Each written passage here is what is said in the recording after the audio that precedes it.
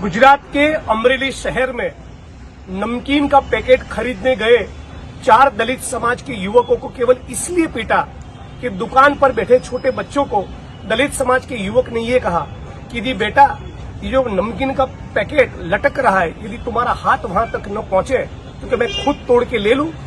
बेटा शब्द का प्रयोग मेरे लड़के के साथ क्यों किया, ये कहकर हाथ में कुल्हाड़ी, स्टिक्स और हॉकी लेकर 12-15 लोगों का टोला और दुकानदार उन दलित युवकों पर बरस पड़े, टूट पड़े और आखिरकार नीलेश राठौड़ नाम के 20 साल के युवा की कल मौत हो गई। मेरे बेटे को बेटा क्यों कहा, केवल इस कारण के चलते किसी 20 साल के दलित युवक की हत्या हो जाए, ये दिखाता है कि आज भी गुजरात में कितना जातिवाद है, आज भी गुजरात का दलित कितना असुरक्षित है। प्रधानमंत्री गुजरात से आते हैं, गृह मंत्री गुजरात से आते हैं, फिर भी वो ट्वीट करके अपनी संवेदना भी नहीं दे रहे। इस प्रकार की किसी वारदात में गुजरात के सोशल जस्टिस डिपार्टमेंट के मंत्री, गुजरात के गृह मंत्री, गुजरात के सीएम कभी पीड़ितों के आंसू पोंछने नहीं जते। वो दलित संगठन, अम्बेडकराइट मूवमेंट के हमारे जैसे लोगों को ही जाना पड़ता है। तो सरकार का भी रवैया जातिवादी है।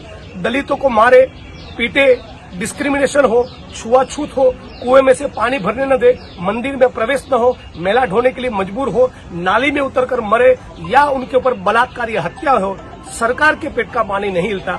ये बहुत दुर्भाग्यपूर्ण है। सारे पीड़ित परिवार के लोगों ने, हम सभी ने संकल्प किया है कि तब तक डेड बॉडी का, मृतदेह का स्वीकार नहीं करेंगे जब तक पुख्ता जांच की हमको गारंटी न मिले, हमारी मांग के मुताबिक पब्लिक प्रोसिक्यूटर न मिले, गुस्सी टॉक जो स्पेशल कानून है उसके तहत कार्रवाई होनी चाहिए। और साथ साथ ये भी मांग करते हैं कि विक्टिम परिवार को, चारों को जिनको पीटा, जिनकी हत्या हो गई, या तो उनको सरकारी नौकरी या तो 4 एकड़ जोतने के लिए जमीन दीजिए। जब तक इन मांगों का स्वीकार नहीं होगा हम लोग डेड बॉडी नहीं लेंगे।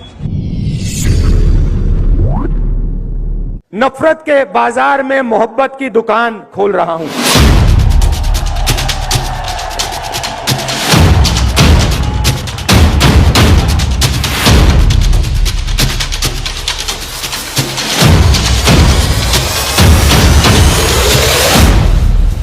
आपका बाजार नफरत का, मेरी दुकान मोहब्बत की।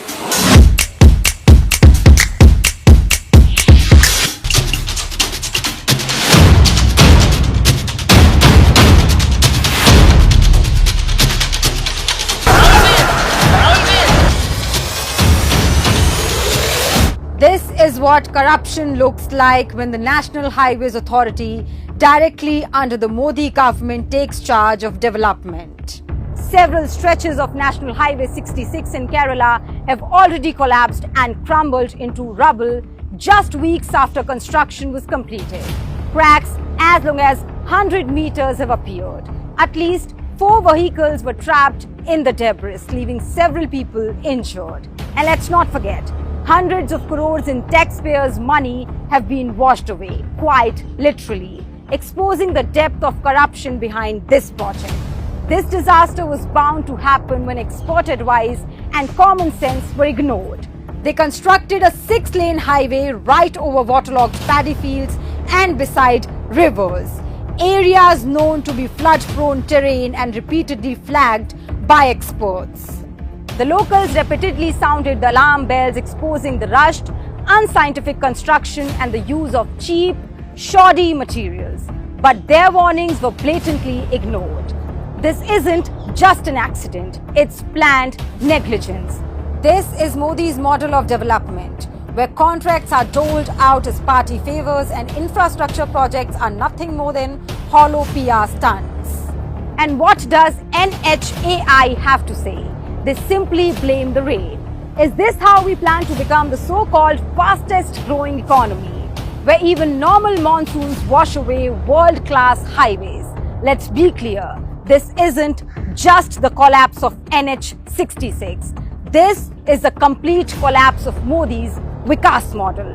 22 अप्रैल की तारीख को 4 दुर्दांत आतंकवादी हिंदुस्तान की सरहद में आए और हमारे 28 लोगों की, निर्दोष लोगों की निर्मम हत्या करके फरार हो गए। ये हिंदुस्तान की सरहद में 200 किलोमीटर अंदर असलहे लेकर आए और उसके बाद ये कहां चले गए अभी तक नहीं पता है। हमारी शूरवीर सेना ने पाकिस्तान में आतंकी कैंपों को ध्वस्त किया, खूब सारे आतंकियों को मारा। लेकिन जब तक इन 4 दुर्दांत आतंकवादियों की हत्या नहीं की जाती है, जब तक ये मौत के घाट नहीं उतारे जाते हैं, जब तक इनको सबक नहीं सिखाया जाता है और नजीर नहीं पेश की जाती है, तब तक शहीद परिवारों को न्याय नहीं मिलेगा। आज सवाल ये है कि 1 महीने बाद भी ये लोग कहां फरार हैं? इनको जमीन निगल गई, आसमान में चले गए, ये कहां चले गए?